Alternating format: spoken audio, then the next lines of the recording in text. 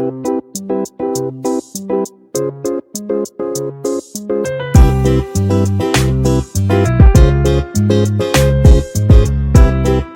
मध्ये नमस्ते, मी बनवते बडीशेपची पावडर। इथे गॅसवर तवा ठेवलेला आहे।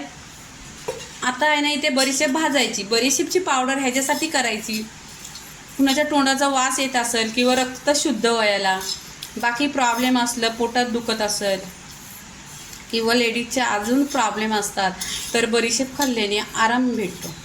तर इथे आहे ना बडीशेप आपल्याला पूर्णपणे जालायची नाही, छान अशी गोल्डन कलर करून घ्यायचा आणि गॅस आहे ना स्लो करायचा, म्हणजे एकदम अशी करकरीत अशी झाली पाहिजे बडीशेप। मग ती भाजल्याने लवकर पिसते आणि तुम्हाला जेव्हा पण काही चटपटं खायचं असेल त्याच्यामध्ये कच्ची बडीशेप टाकायची, तर भाजलेल्या बडीशेपची पावडर टाकायची। खूप मुलांसाठी पण पोटात दुखतं वगैरे अजून काही प्रॉब्लेम असतात ते प्रॉब्लेम सॉल्व होतात आणि रक्त पण ह्याने आहे ना शुद्ध होतो।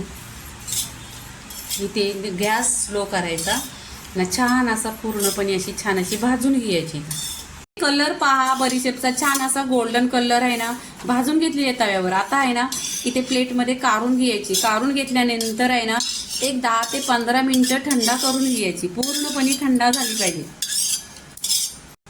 इथे बडीशेप थंडा झालेली आहे 10 ते 15 मिनिटं। आता इथे मिक्सरचं भांडं घ्यायचं, मिक्सरच्या भांड्यामध्ये आहे ना बडीशेप टाकायची। बडीशेप टाकल्यानंतर आहे ना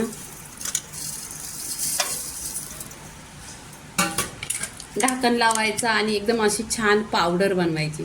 इथे आहे ना पहा, मिक्सरवर आहे ना छान अशी आहे ना पूर्णपणे पावडर बनलेली तुम्हाला दाखवते। इथे चालायची गरज नाही, इथे प्लेटमध्ये ओतून घ्यायची। इथे पूर्णपणे पहा पावडर बनवलेली आहे पूर्णपणे। तर तुमच्याकडे अशी जर काचेची बरणी असली तर काचेच्या बरणीत ठेवा, 1 वर्ष पूर्णपणे आहे ना टिकतेही, कारण भाजलेली आहे। जेव्हा पण छोट्या मुलांना तुम्हाला काही पण बनवायचं त्याच्यामध्ये टाकायचं, ह्यानी पोट वगैरे दुखत नाही, रक्त शुद्ध होतो।